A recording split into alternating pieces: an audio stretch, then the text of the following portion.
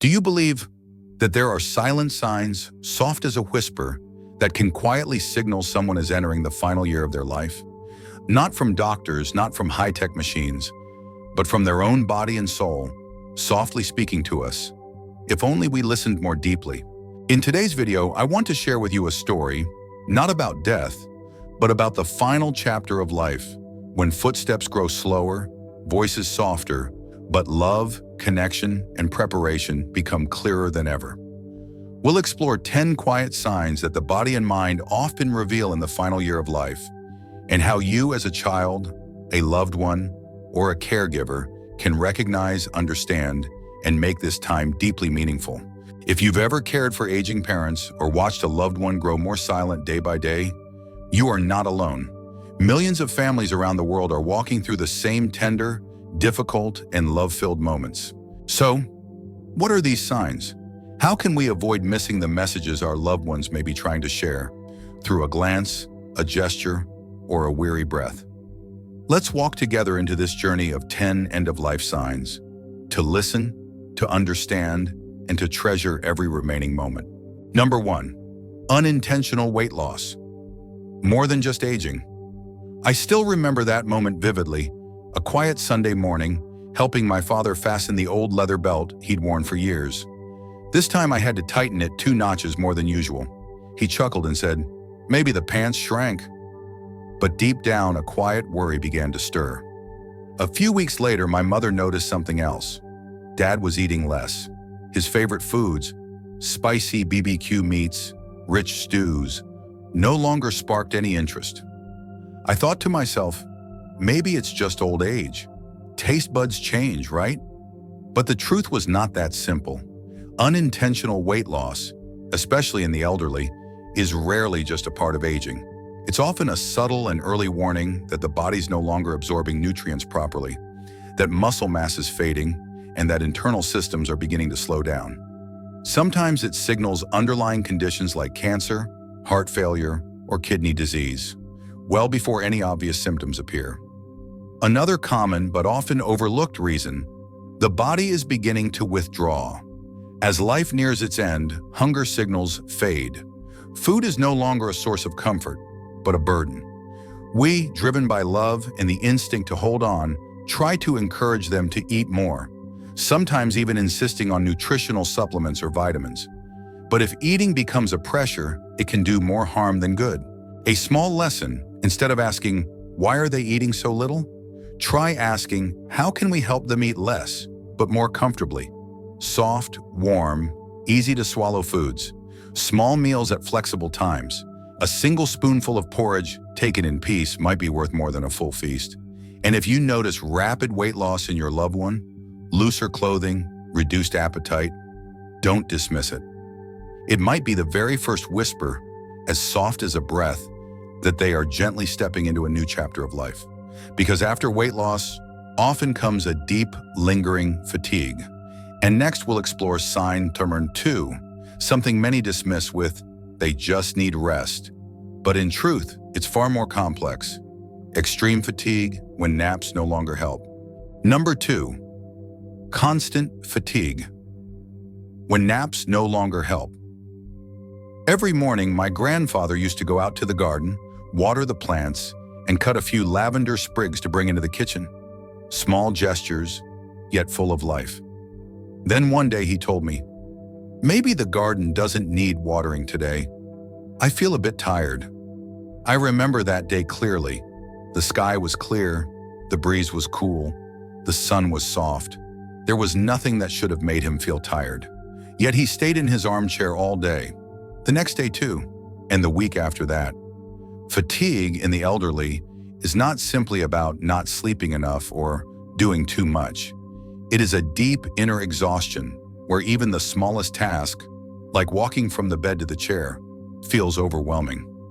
At this point, the body starts to conserve energy to maintain only the most vital functions.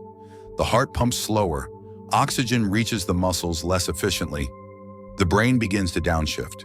Every movement becomes a luxury. Even saying a full sentence may require a pause halfway through. You may notice your loved one sleeping more during the day, yet still feeling drained. They no longer feel like cooking their favorite meal or chatting when guests visit. Many people mistake this for laziness or unwillingness to move. But the truth is, they simply don't have the strength anymore. A small lesson. At this stage, the goal is not to help them do more, but to create an environment where they can truly rest. A quiet room, soft lighting, a slower daily rhythm, and uninterrupted sleep. Sometimes these are the most precious gifts you can offer. And remember this, they are not giving up. Their body is transitioning, no longer reaching outward, but gently turning inward. And when fatigue reaches the mind, when your loved one starts forgetting names, losing thoughts mid-sentence, or looking at you with distant eyes, that may be the next sign we need to pay close attention to. Number 3, cognitive shifts when the mind begins to fade. I called my mother 3 times. The first time she said, "Huh? Did you say something?" The second time she simply nodded vaguely. By the third time she looked at me for a long moment, then asked, "Aren't you Lynn's friend?" Lynn is my younger sister. That moment, brief as it was, told me that something had changed. Cognitive decline doesn't arrive like a storm. It creeps in like a soft fog, gently blurring the smallest details first. Someone's name, the day of the week, the reason they walked into the kitchen. For many, the early signs are easy to dismiss. We think, oh, she's just a little forgetful. But if you begin to notice your loved one repeating the same story, getting lost in their own home, or mixing up the names of their closest family members, it may be a sign that the brain is struggling to transmit information the way it used to. As circulation slows and oxygen's supply to the brain becomes unstable, the regions responsible for memory, orientation, and emotion begin to hibernate. Some people experience what are called lucid moments, sudden flashes of clarity. They smile, recall old memories, name each of the grandchildren. Then an hour later, they slip back into silence, their gaze distant again. Others may speak less, respond less, and retreat inward. Not because they are cold or indifferent, but because their ability to process information, even emotions, is gradually fading. A small lesson: when memory begins to fade, what they need is not correction or reminders, but gentle patience and loving presence. Sit beside them, hold their hand, smile, even if they no longer recognize you. Because even if memory disappears, the feeling of being loved remains. And as the mind begins to loosen its grip on life, the body too starts to release its defenses. Illnesses that were once minor may now linger, harder to heal. Number 4, frequent illness. What infections are telling you? I still remember how strong my grandfather was when he was younger. He would go through winter after winter without so much as a cough, never complaining of a cold or flu. But that year, within just 3 months, he was hospitalized 3 times.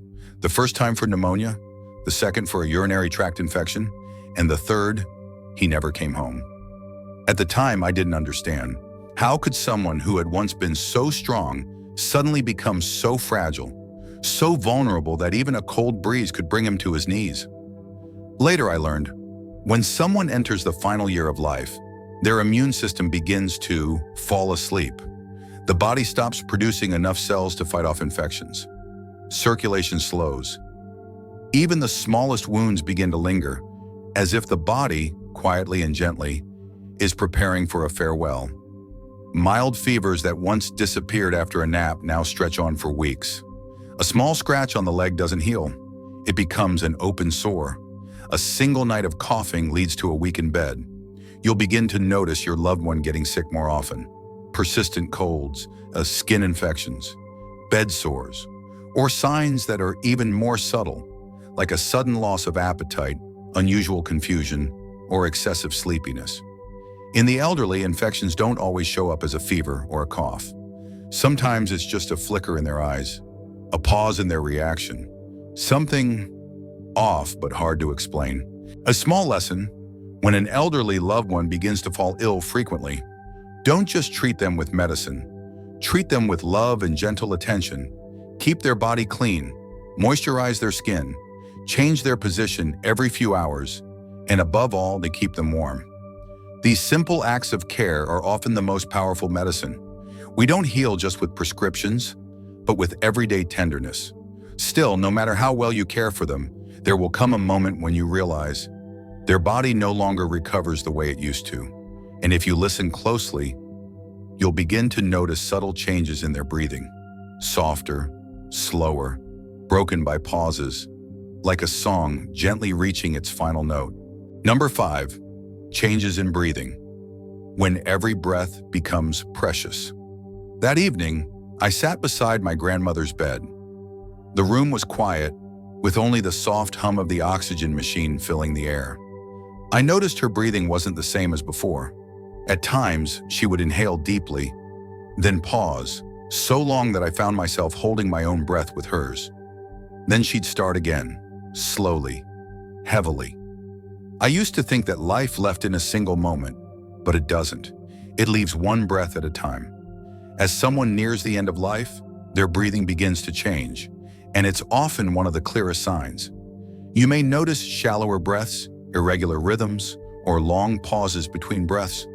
Sometimes they stop breathing for a few seconds, and then resume again. This is known as Cheney-Stokes respiration, a pattern of uneven breathing, as if the body is searching for its final rhythm. Air no longer flows easily into the lungs. Many people can no longer lie flat. They prefer to lie on their side, prop themselves up with pillows, or sit partially upright just to breathe more comfortably. Some begin breathing through their mouth, speaking in broken sentences, needing to pause mid-thought to catch their breath. In those moments, you'll feel the urge to do something, to place a hand on their chest, to count the breaths, to call the doctor, to turn on a fan, bring the oxygen tank closer. But sometimes what they need most is peace, not intervention. A small lesson: end-of-life breathing doesn't need to be fixed. Listen to it as if you're listening to a song that is gradually slowing down. Let fresh air in. Open the window for light. Place a warm hand gently on their chest. Sometimes that can do more than any medicine. And if they are afraid, let them know you are there, still holding their hand, still breathing with them. Because in the end, what the breath needs isn't strength, it's permission to slow down, to soften, to let go in peace. And as the breath grows quieter, circulation begins to change too. You may notice their hands becoming cold, skin turning pale or bluish, especially in the limbs farthest from the heart. That is when the body gently begins to say goodbye. Number 6, cold hands, pale skin. When circulation begins to slow, I gently touch my grandfather's hand as I was adjusting his blanket. That hand, once warm, once strong enough to lift me as a child, was now cold, like a winter wind. In a panic, I grabbed extra blankets, turned the heater all the way up. But my mother placed her hand on my shoulder and gently said, "Sweetheart, it's not the cold. It's that the blood is no longer reaching the parts farthest from the heart." It was in that moment that I understood. As the body begins to move into its final phase, the circulatory system changes too. Blood, instead of being pumped to the limbs as before, now prioritizes the most vital organs, the heart and the brain. That's why the outermost parts, like fingertips, feet, ears, begin to grow cold, pale, even bluish. You may notice your loved one's skin losing its natural rosy color, turning gray or slightly green, especially around the lips or fingernails.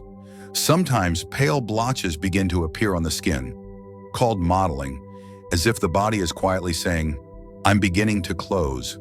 This is the moment that causes many family members to panic, because it comes so clearly, so suddenly. You may want to bring in a space heater, use warming pads, rub their hands repeatedly. But remember, they're not cold because of the air. They're cold because blood is no longer circulating there. A small lesson: instead of trying to warm them with heat, warm them with your presence. Gently rub their hands, lay a soft cloth over them, whisper something familiar and loving. When the blood can no longer warm their hands, your love will. And during those days, as hands grow cold and skin fades, you might start to hear strange things. Whispers, incomplete sentences, eyes looking off into the distance, towards someone only they can see. Let us now walk together into the next sign, where the spirit begins to speak in ways that words cannot. Number 7. Unspoken goodbyes. When the soul starts to let go. One afternoon, my grandmother gathered the whole family. She didn't say anything grand. She simply asked me to bring out an old photo album, then sat in silence for a long time. Her eyes rested on a worn photograph, my grandfather holding her when they were young. She gently touched the picture and smiled softly. And for the first time in weeks, she whispered, "He's waiting for me." We didn't know what to say.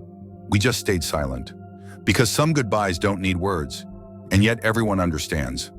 When someone is about to cross that final threshold, it's not only their body that changes.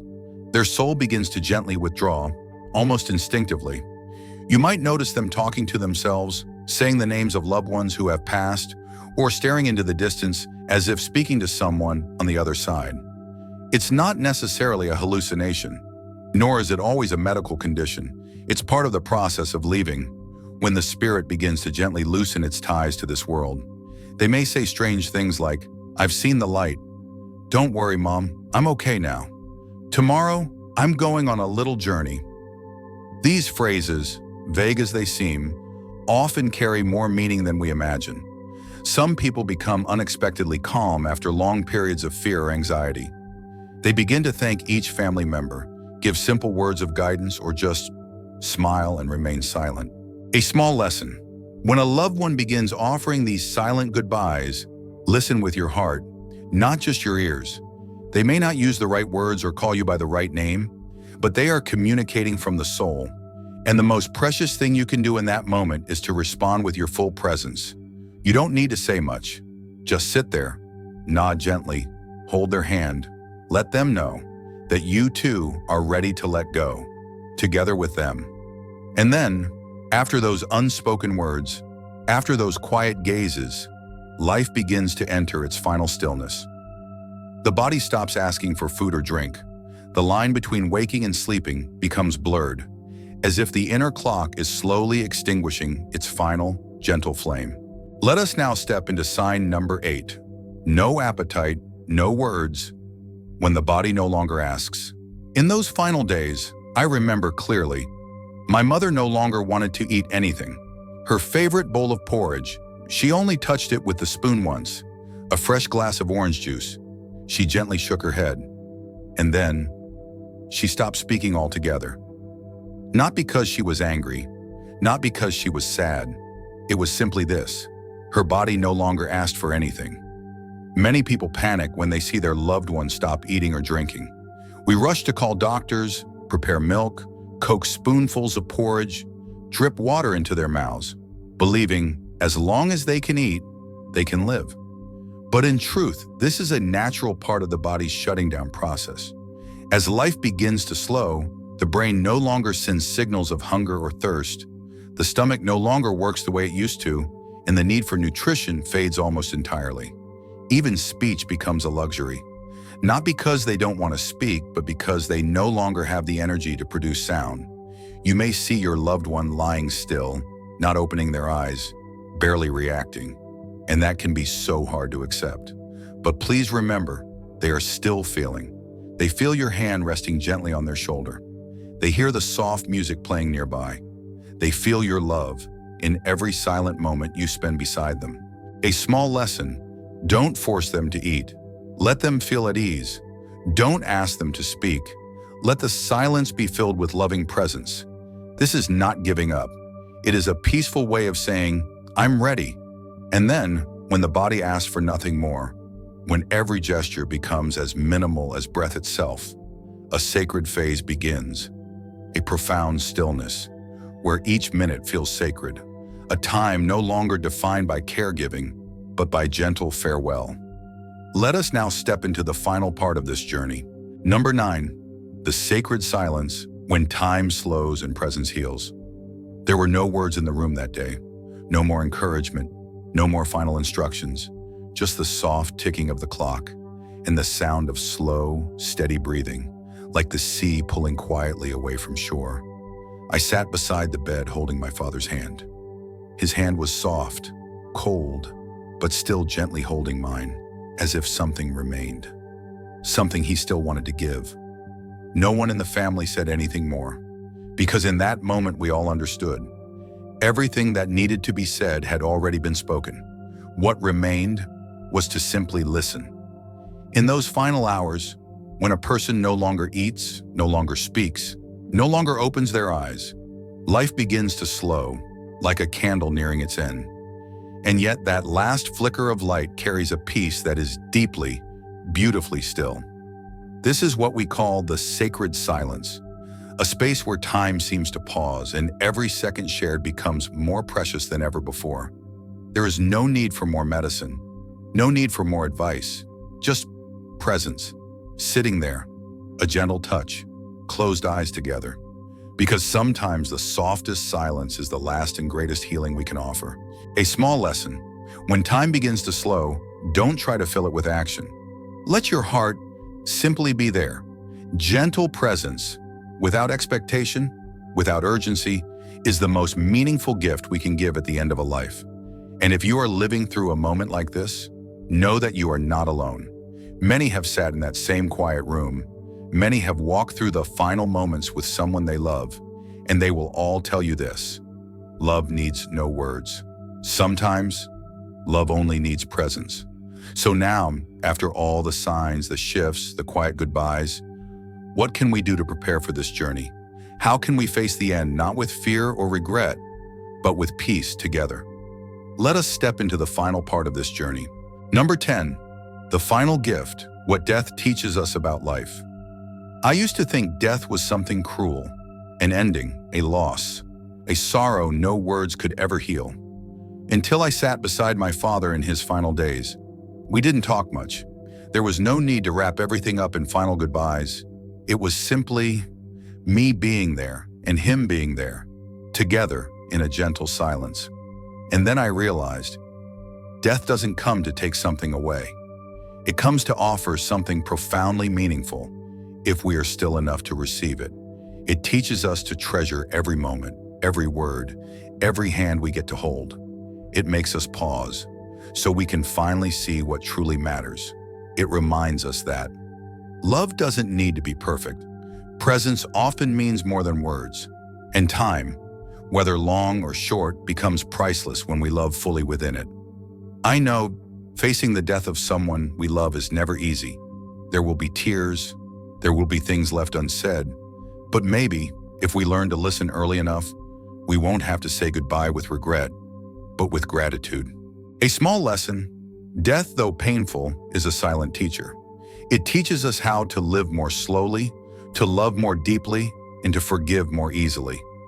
If you are walking with someone through their final days, please remember, you are not just saying goodbye, you are helping complete a circle of love. And that is the final gift of life, a quiet reminder that we were born to connect, to love, and to leave in peace. If you've stayed with us this far, take a moment to share. What part of this video touched you the most? Have you ever walked this journey with someone you loved? Leave a comment below, because your story might become a gentle light for someone walking through the dark. And if you feel this video deserves to be shared, please pass it on to someone who needs it as a way of saying, I see you. You are not alone. You've just walked through a journey, not with your feet, but with your heart and with awareness. Together we've explored 10 silent signs, gentle signals the body and soul of a loved one may send near the end of life, not to make us afraid, but to help us love more clearly, more consciously, before it's too late. Let's remember them one more time. 1. Unexplained weight loss, a sign the body is slowing down. 2. Persistent fatigue, energy being conserved for only what's essential. 3. Cognitive changes, when the mind begins to quietly withdraw. 4. Frequent illnesses, showing the immune system is stepping back. 5.